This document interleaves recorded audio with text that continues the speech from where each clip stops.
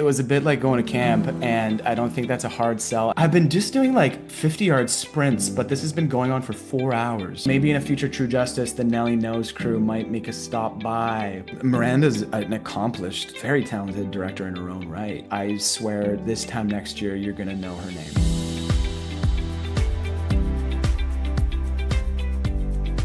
Hi, everyone. Welcome to the Heart Emotion podcast. I'm thrilled to welcome Markian Tarasiuk to the podcast. How did I do? Oh, you nailed it, Stephanie. You Close. nailed it. I'm so excited to have you on. So thanks for being here. Oh, thanks for having me. It's a pleasure to be here. So you've got some great projects coming up. First of all, had an opportunity to talk with your co-star Scarlett Hunter a few weeks ago about a new series on Up Faith and Family called Blue Skies. So I'm excited to talk with you about it. But notice that even next week, March 14th, you've got a little bit where Eli Flint revisits our screens in the next installment of Nelly Knows Murders. And then you've got a great project coming up in April that's going to be released, I believe April 10th. Is that correct? Perfect research, yes. Called Hunting Matthew Nichols. And then hopefully you can give us a little bit of update on the True Justice series that you're involved in and how those projects connect. So if you're okay with it, let's dig in and start with Blue Skies. Does that work for you? That works for me. Yeah. So give everybody a little bit of like a Cliff Notes version of what Blue Skies is about for those that are watching or listening to this podcast that haven't checked out the series yet. Yeah, so Blue Skies, I'm calling it a family-friendly crime procedural show. So it takes place in a national park called Crystal Ridge. And Jody, so you were talking to Scarlett the other week. She plays Jody Larson. She's kind of like one of these rangers as part of the National Park Service. And weekly, there's a crime or a missing persons or something like that, week to week. But then she's surrounded, obviously, by the community of Crystal Ridge, which includes my character, Ryan, and I'm part of the search and rescue. So I work a lot with Jody when there is that missing persons case. And so that's what we have kind of week to week, so that you've got the interpersonal relationships with all the characters. Obviously, you've got that crime element, something that audiences love these days on TV. Every week, you don't have to tune in. Like you can just see the case, happen week to week, and also see the overarching character themes.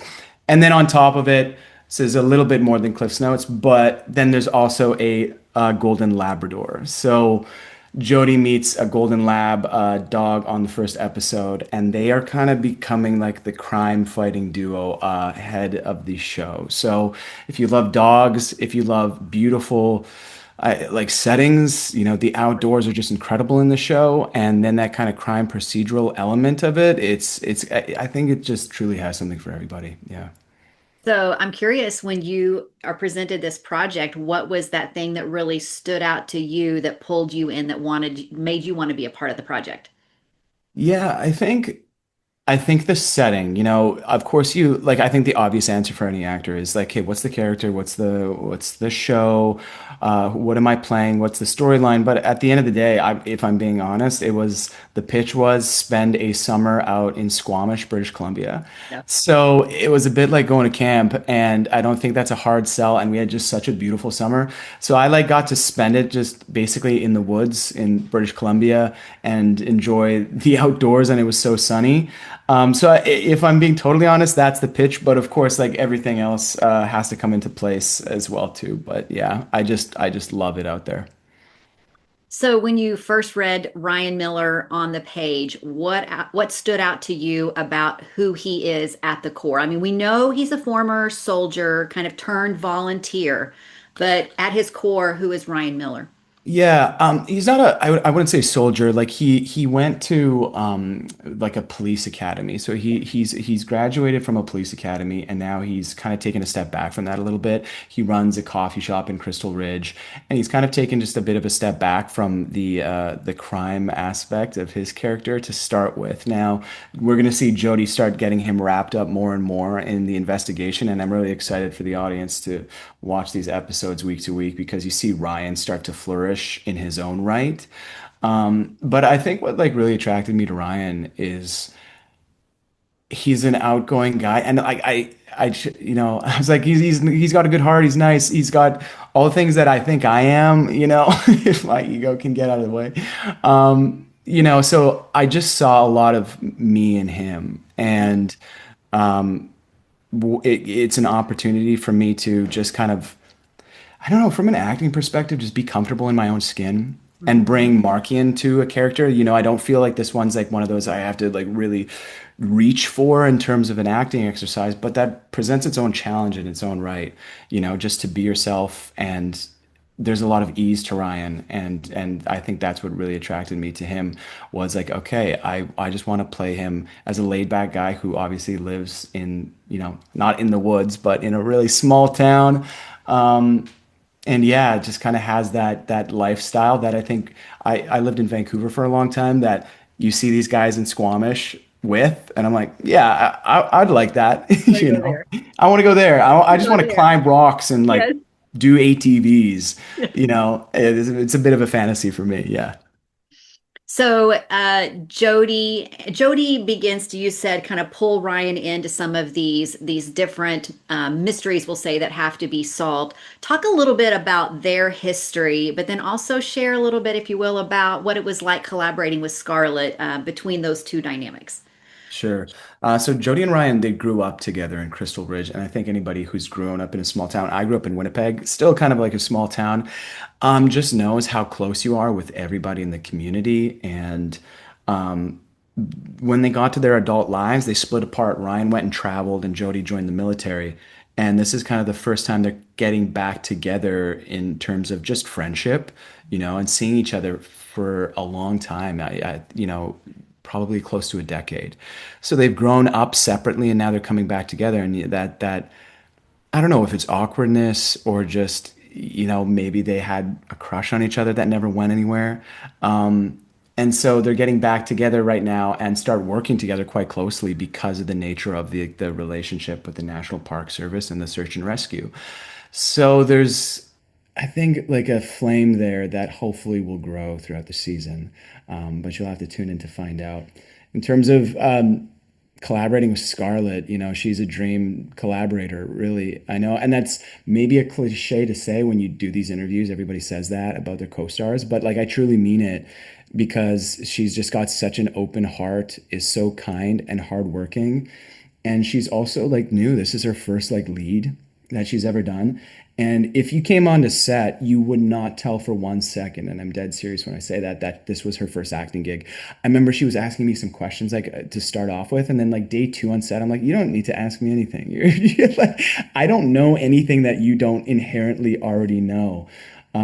Just because she has such killer instincts as an actor, but as a person, and I think that's like why she got cast at the end of the day was those instincts. It comes naturally to Scarlett, so it's like naturally to Jodie too. Mhm. So it's just she's such a joy to, and she just shines on screen. So just nothing but good things to say about her.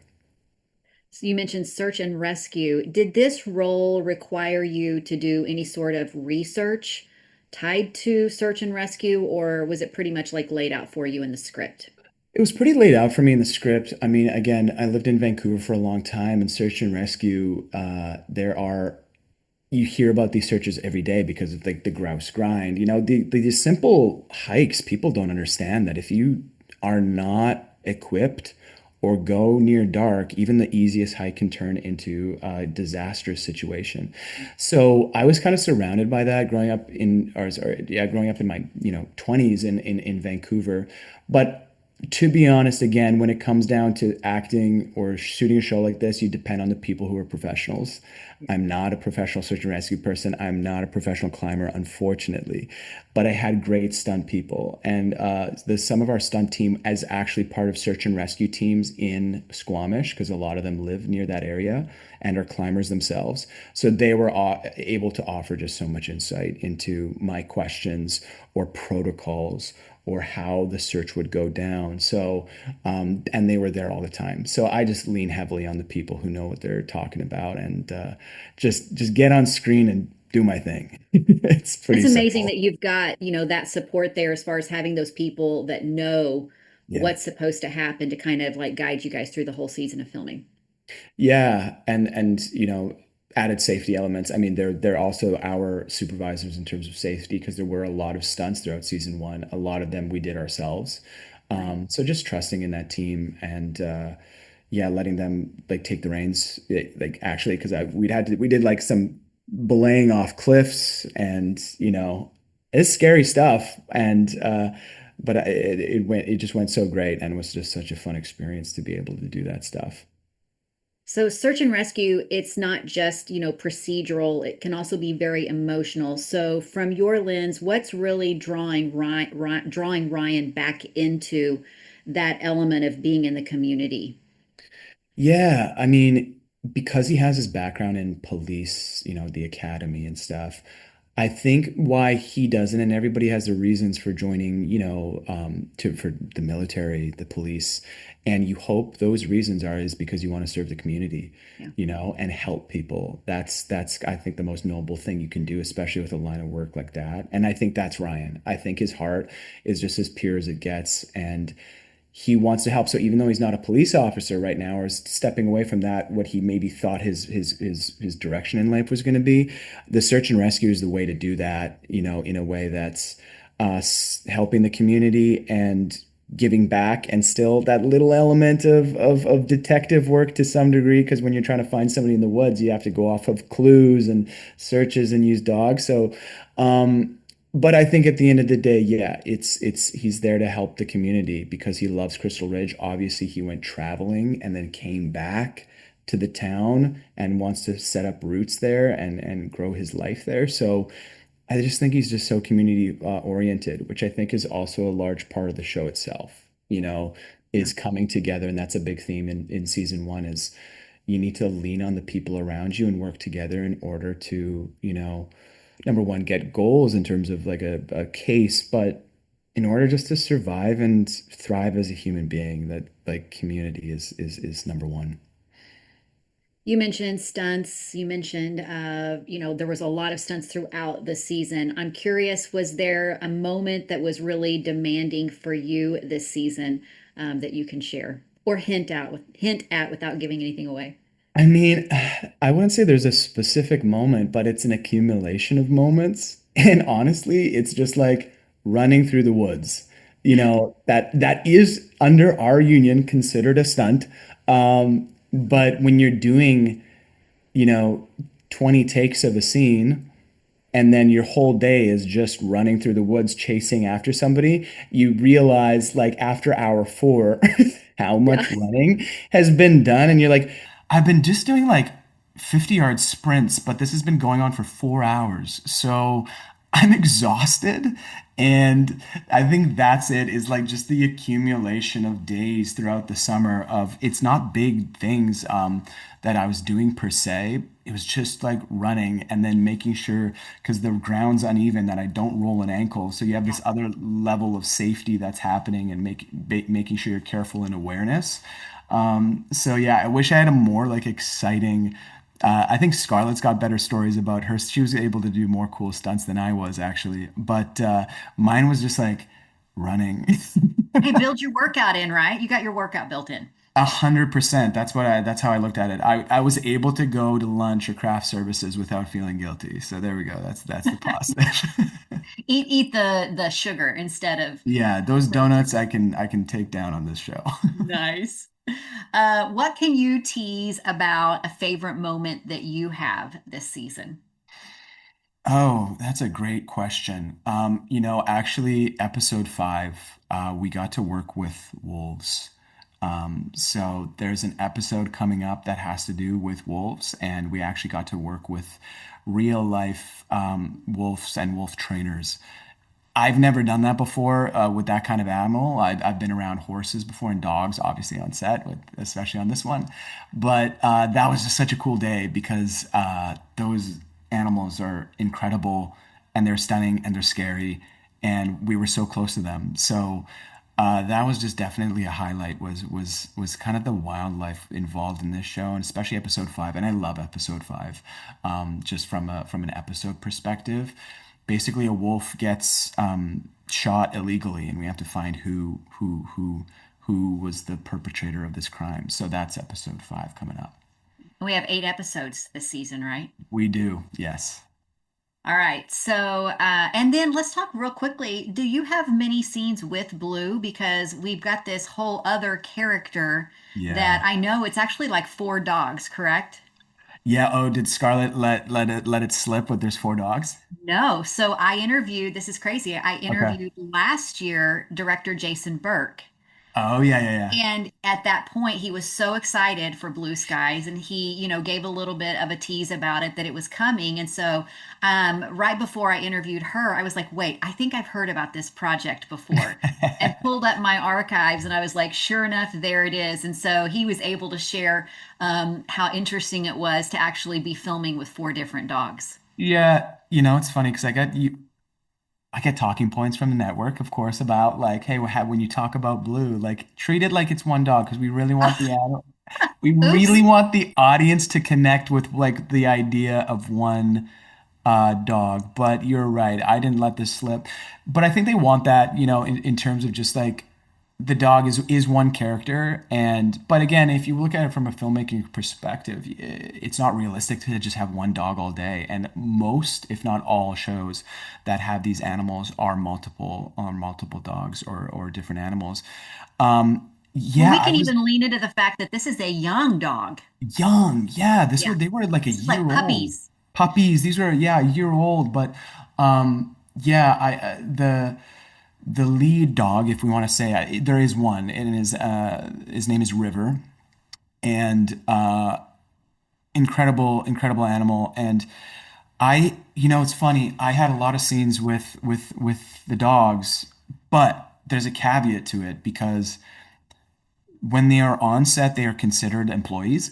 And so it's this odd relationship that happens is when they're working and you can't play with them because you can't distract them. You can't because or else they'll start looking at you when they're supposed to be looking at Scarlett, right? So Mhm.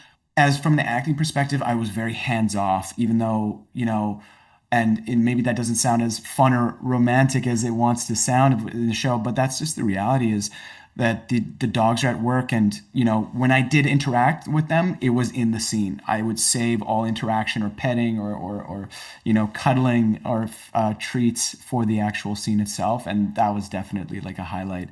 But yeah, offset, no, we don't want to kind of disturb them, and if they are offset, they should be resting or getting some running time in and play time.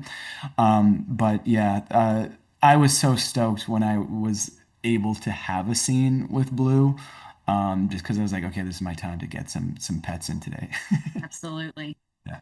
So, having seen Blue Skies myself, loving it, love the storylines, love the setting, just like you. Anytime we've got that outdoor, beautiful setting. So, for me to say, if fans fall in love with Blue Skies, which I foresee that happening, what excites you about where the stories could go in the next season?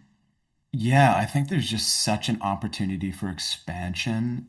Season one is definitely just getting our feet on the ground with any show, right? Is who are these characters? What is the tone? I think season one is about finding out creatively what we're doing, from an artistic standpoint and all of us. And then I think past that, season two becomes about like the fans and the story because we are like, okay, we know ourselves. Now we get to just have fun and there's a bit more freedom because we don't have to do setup of exposition anymore, or introduce you to characters or introduce relationships. Those things all get to grow. So I'm super excited about building that out and deepening Ryan as a character, but I think just like all the characters, you're going to get more backstories of some of the supporting characters like Nora and Meeks. And everybody's just going to have a deeper storyline. So I think that's what I'm looking forward to again from my perspective. But then also they just pitched us on some incredible storylines for season two, just like from the procedural side of it. It's just like so much fun. And when you have a setting like that in the backcountry, there's so much you can do, Yeah. in terms of different storylines for every week. So I think the stories are just going to get bigger, they're going to get better, and I'm just excited for this show to keep growing. Great storyline and gorgeous to watch at the same Yeah. time. Yeah. So, kind of staying in that mystery solving kind of vein, switching gears, I was surprised to see that next weekend, March 14th, we have our second installment of Nelly Knows Mysteries, All Manners of Murder. And in the middle of the episode, Eli Flint shows up to deliver some information. And so I started kind of piecing things together. I need, if you don't mind sharing, give us a crash course on who Eli Flint is, where we have seen him before, and that he shows up in all manners of murder. Yeah, so Eli Flint is part of the True Justice. I'm going to call it a franchise because we've Yes. got two more coming out this year on Hallmark. And so he first appeared back in, when did we play, man? 2025, last I January yeah, I or think it was not 20? too long ago. Yeah, not too long ago. And so he appears there, and he's a young, up and coming lawyer, a criminal justice lawyer. And so we followed obviously True Justice 1, where we get the exoneration of Casey, who's played by Kat McNamara. And so basically, we've set up the series to be an exonerating that we are righting a wrong. We are, through our justice warriors, we call them.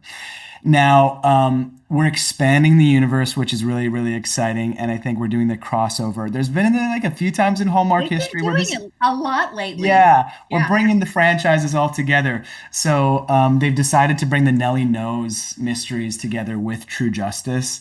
So I was asked to come in and just make a quick cameo. And basically, again, not to give any spoilers about the case or like what's going to happen, I just am there to give legal advice to our leads. And I am connected through my grandmother, so Eli's grandmother is one of the leads there in Nelly Knows, or supporting characters rather. So she calls me and asks a favor, so I make an appearance on screen, and I'm actually in a little run club with my grandmother. So it's a lot of fun.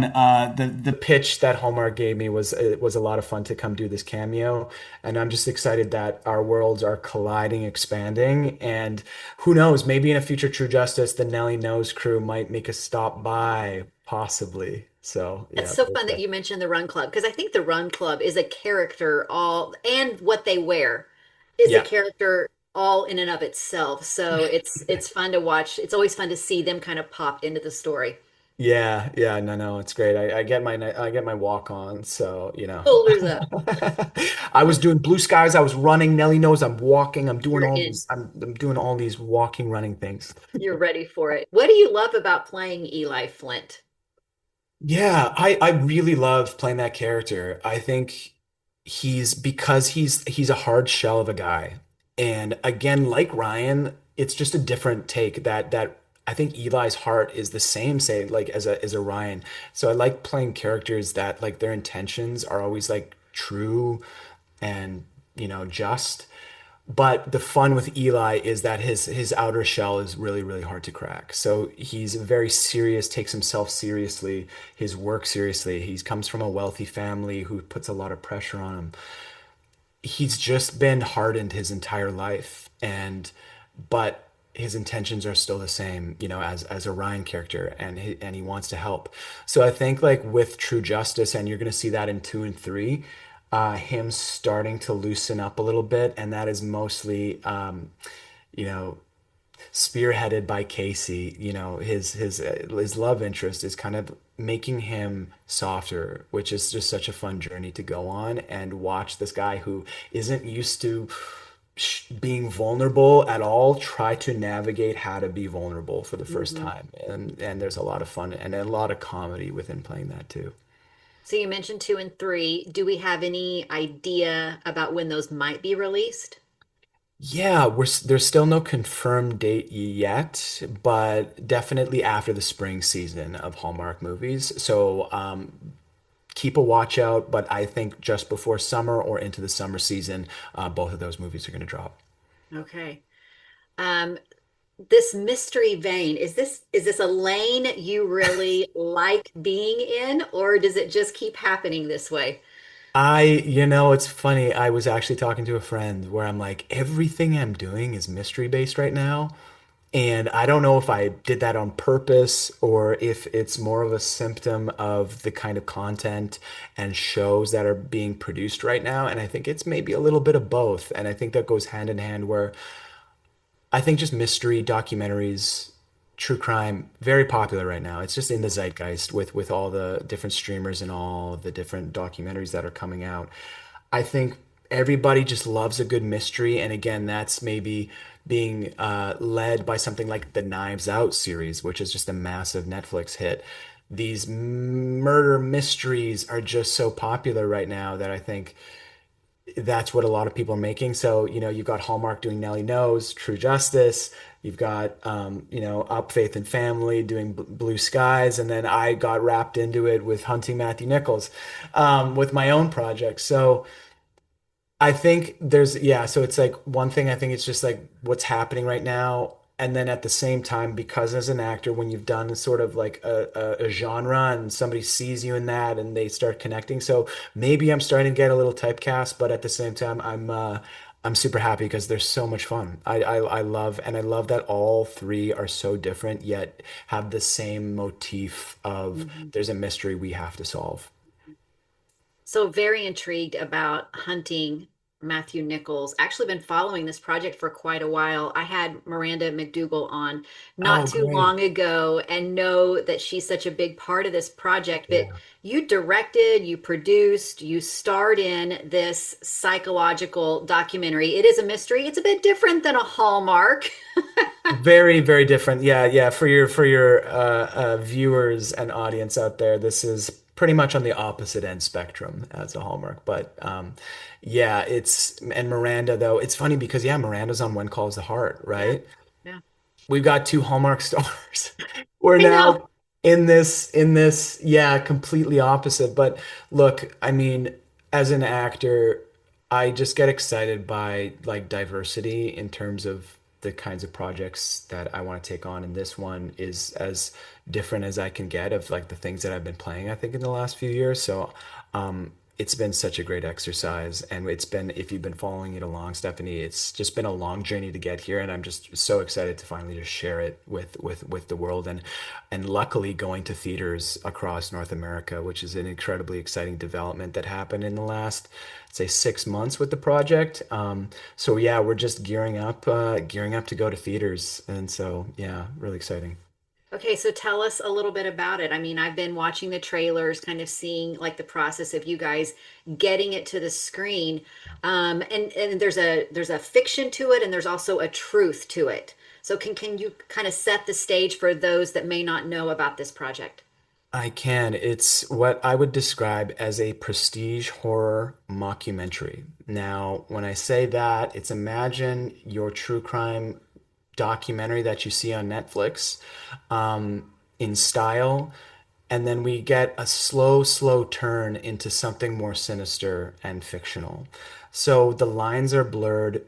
A lot of people are confused what's real and what's not in the project, but I think that is kind of the point, and it adds a bit to the dread and scares that we present, eventually in the movie.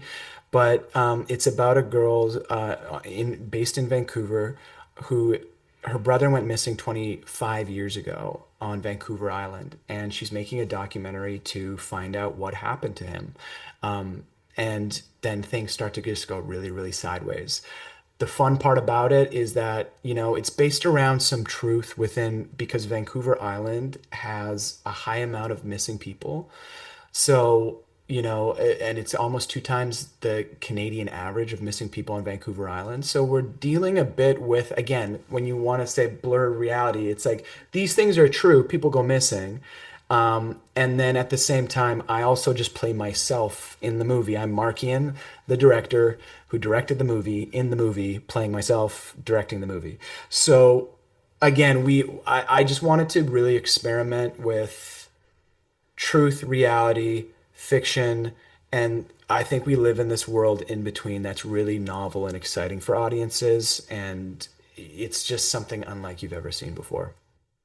How did you get involved in this project? And this is your directorial debut. So how did, all of that kind of come about? It came out of COVID, when there was nothing to do, Yeah. and work dried up. And I was watching, and as I do, I still do. I'm addicted to these Netflix true crime documentaries.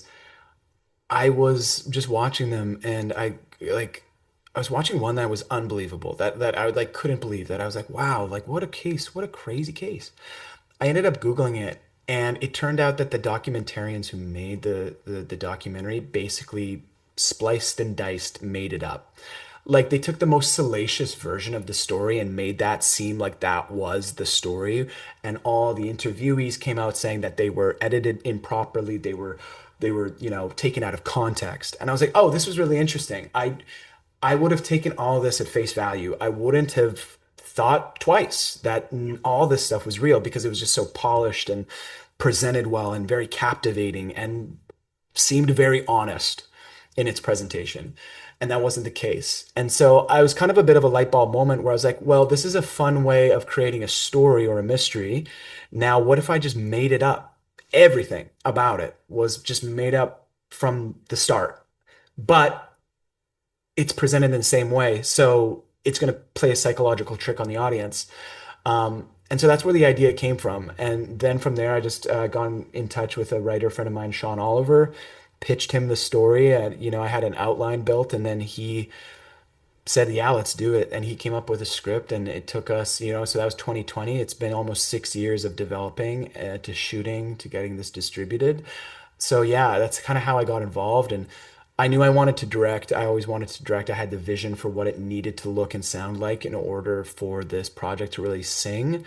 And yeah, so it's just been a really long process, and one filled with lessons and so much learning, and just such a different muscle in terms of the artistic capabilities that I got to do. So what did you love about stepping behind the camera and directing? I loved I loved the collaboration of it all.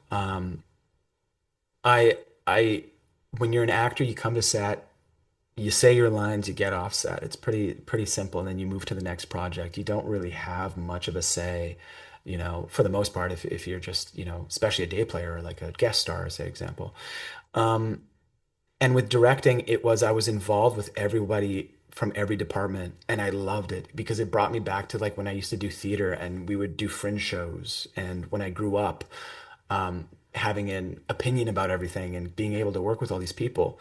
So this was just that on a larger scale. So being able to work with costume designers, with the production designers, and then with the composers and the sound designers, and just watch their work happen was incredible. I just like had so many moments where I was like, wow, this thing that was in my brain like 3 years ago, I'm now seeing another person interpret my work or something that I've like spoken to them. I explained something to them, and then they did it that I'm like, yeah, that's even better than I was thinking.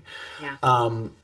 And so that was just such a validating just experience where I was just in awe of so much of the process. And I felt like full as an artist. I felt like what I was doing was just meaningful because it was collaboration. It wasn't just an in and out process for me. It was I got to number one witness, but then also be like, what if it's like this? And then like put my little edge on and sprinkle on certain things and influence onto things. So it's just yeah, that was my favorite part. What do you think that experience has done for you as an actor? Oh man. Yeah, it's like I want to say it's like shown how insignificant I am, which is like I get it. I know. well, but it's Because it's just such like a collaborative process, all of the things that have to come together. and like the actors, I was the least worried about my actors. Like everything else was a big deal and took months and months, but then shooting it was so fun and easy and great that I was like, it really showed me like with the production how it's like there's so much going on behind the scenes that when I get to set, that is the easy part. So I'd imagine with any other director, they're a bit relieved too. Like on the day of, this is the fun part, this is what we get. So it's actually eased me up a little bit, I think, as an actor, because I get to set now. So say on Blue Skies, I was like relieved. I was like so relaxed because I'm like, there's nothing for me to really do other than my work, but there's fun in that. It's like I'm a piece of this entire puzzle that I get to make this part of the job really fun. So I think it just like eased and relaxed me up a bit because I didn't have to worry about all those other things that Yeah. with hunting Matthew Nichols I'm so obsessed with and like sweating about all the time that the acting is just it's and it's not easy, but it's to me it's easier. It's easier now. Yeah. You mentioned use the word collaboration, and I've seen Miranda in she's done some directing Yeah. also, right? So what was that collaboration like? Were you guys able to kind of like bounce ideas off of each other? How did she even get involved in this project? Totally. Miranda's an accomplished, a very talented director in her own right. And, I think that just makes her work so deep because she understands camera and she understands what I'm going through as a director. I think when you're an actor turned director and then vice versa, now it's like, yeah, I know what you're going through. Like I know, and I understand how your brain's working for the scene and what you're asking me to do. She got involved by actually just a tape.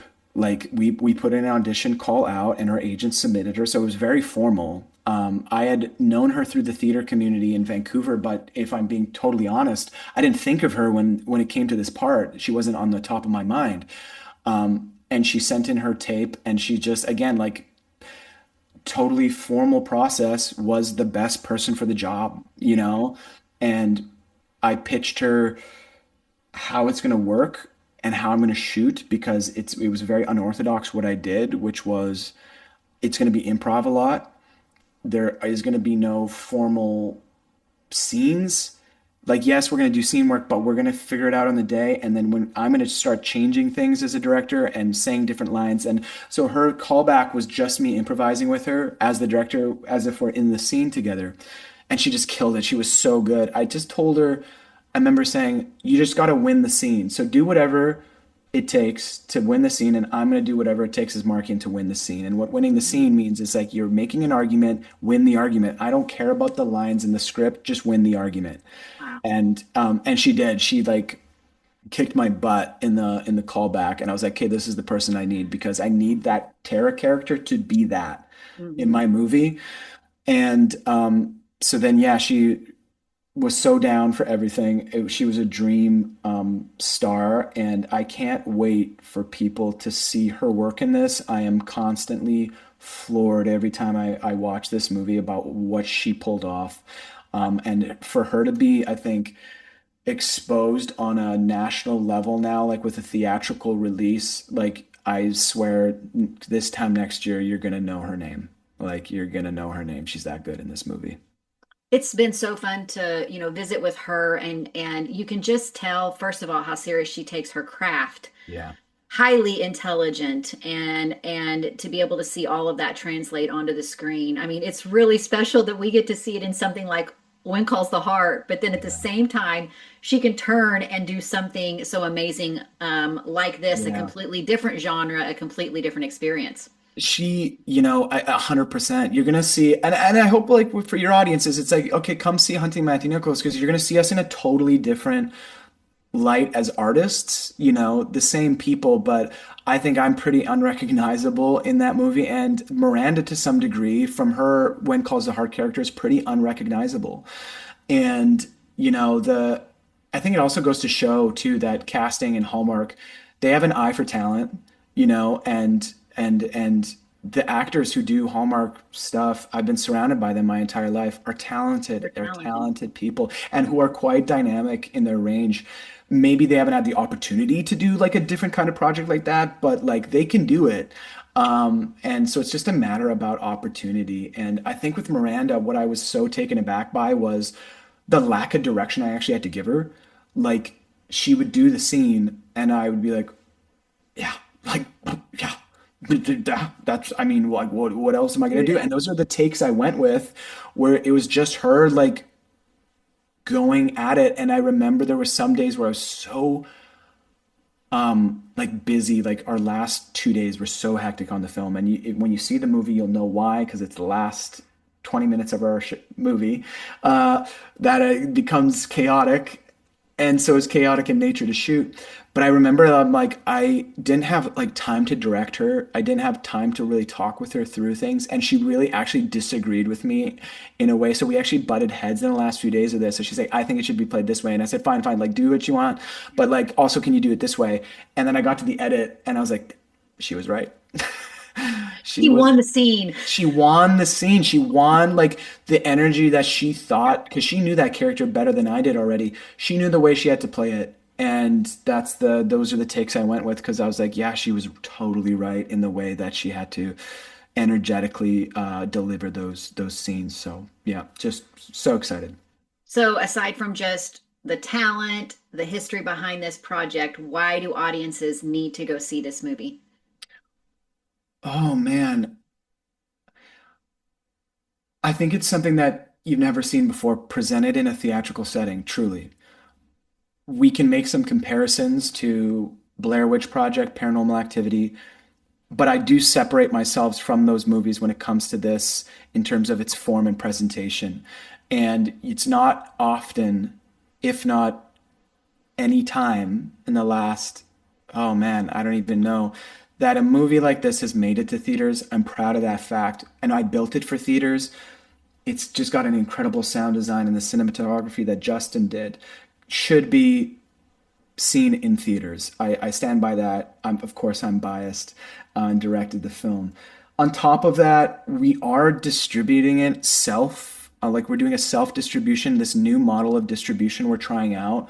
And we're the first movie to go wide under this new model of exhibition in the US, which is going wide as an indie movie without, say, like the backing of a Paramount, of a Warner Brothers. We Yeah. don't have that backing. Everything we've done is self-started.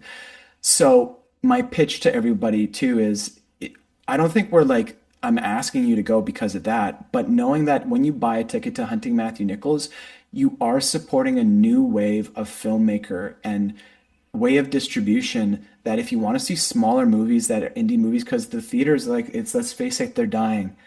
Yeah. And if it's an art form you appreciate, come buy a ticket, because we're doing this thing that will actually allow more movies to come to theaters, because that's a whole, Stephanie, that's a whole nother podcast to talk Yeah. about the distribution arm and like why theaters aren't doing so well. But, Hunting Matthew Nichols is part of this new wave. Iron Lung was just a movie that was in theaters that was part of this new wave. So we're trying something new. So support indie movies, and come to theaters and check us out. You always want to support something that feels very much like a passion project, that, it feels like a lot of the political, all of that stuff is kind of removed from it. And at the Yeah. heart of it, we want something, a good story. And Yeah. I'm excited for it. Yeah. The kind of art I do want to make is like escapism to some degree. Yeah. And I think Hunting Matthew Nichols is that. It's still a world building. It's still reality bending. But yeah, come escape with us for a little bit. Yeah, there is no political slant on it. It's just entertainment. Which is the kind of things that I like to watch, because when I go to the theater, I do want to be entertained at the end of the day. And you know, Just and for me, escape, right? yeah, just escape, get a little spook on Yeah. with, horror movies are the best thing to watch with people in a theater. So I've just had so much fun over the last year taking it to festivals and watching it with other folks in the theater. I just get giddy every time because it's so much fun. Did doing this project get your wheels going for the next project? Yeah, yeah. We have a sequel written for this one, for Hunting Matthew Nichols Part Two. You'll see when you go see the movie, we leave it not on quite a cliffhanger, but it opens it up. The mystery opens itself up one more time at the end of the movie, that we have answers that we would love to. So again, come out to Hunting Matthew Nichols, because we want to make part two, because it was always a two-part story to me. So very excited about that, and the script is just phenomenal for the number two. And then from there, I'm also in the middle of I'm directing an animated short film, actually. So we're just in the middle of development, and that'll come out in 2027. Because I love animation. I've loved Pixar my whole life, and I came up with an idea, pitched my cousin, who's an animator who worked on Hunting Matthew Nichols. There's an animated sequence within the film. So him and I are working on that right now, and it's beautiful. I can't wait. It's Ukrainian based, so it has to do with my Ukrainian background and upbringing. So yeah, so follow me on socials because yeah, I'll be giving updates about that process. So I'm learning a lot, going to theaters wide with this like feature film, and then all of a sudden I'm starting this thing that I have no idea what I'm doing with an animated short, but figuring it out because it's just again, it's a matter of stretching my artistic Yeah. capabilities and experience. Yeah. I've had so many actors say, having those different experiences. I mean, I think in our professions, we all want those wide array of experiences. So that's understandable. Yeah, I think so. And like, it's what excites me. I'm always, maybe I've got some level of ADHD with my career, or like, and you get managers or agents saying, well, Markian, you like do this. Like, I remember having a conversation and somebody, and they're like, well, you're going to be known as the horror guy after this. I said, no, I'm not. I do Hallmark over here. Yeah. I do horror movies over here. I'm doing an animated short over here. I don't need to be defined by one genre or one thing, and I resent that notion that any actor or any artist has to be known for one thing. And I think it's more exciting when somebody tries something different. And I think we revere a lot of those big time actors who do crazy different things. Yet somebody like me, you still, developmental to some degree in the eyes of Hollywood. It's like, oh, well, he does this thing. It's like, no, I don't, and I don't have to listen to that. So I love that I get to do different things. That's right. Yeah. Well, Markian, it has been so much fun talking with you, getting to hear about all of these projects coming up. Right now, we've got Blue Skies that's happening on Up Faith and Family. We've got the new Nelly Knows movie where we're going to get to see a little bit of Eli Flint on March 14th on Hallmark Channel, not Hallmark Mystery, on Hallmark Channel. And then it'll be airing the next day on Hallmark Plus. We've got a tease about a couple of True Justice franchise additional movies coming up later on after spring. And then so excited, April 10th for the premiere of Hunting Matthew Nichols in theaters. Markin, thanks so much for joining me today. Thanks, Stephanie. This was a great conversation. Thank you. And everybody get out there, buy your ticket, go see the movie April 10th. All right, bye-bye.